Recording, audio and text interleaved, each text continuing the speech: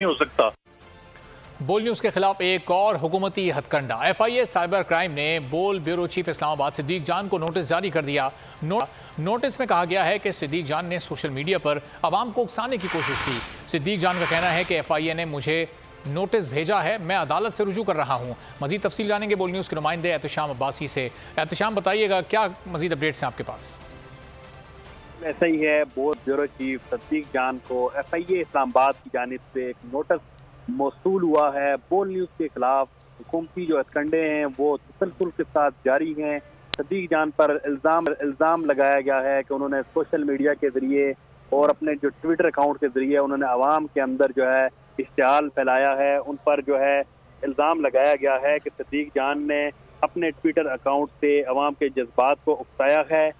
इस हवाले से जब हमारे सिद्दीक जान से बात हुई है तो उनका ये कहना था कि FIA ने ये मुझे नोटिस भेजा है। इस हवाले से अदालत से मैं राब्ता कर रहा हूँ, लेकिन जिन ठीक है, अदालत से दोस्त ने सिद्दीक तो जान नोटिस राब्ता कर भेजा रहे हैं।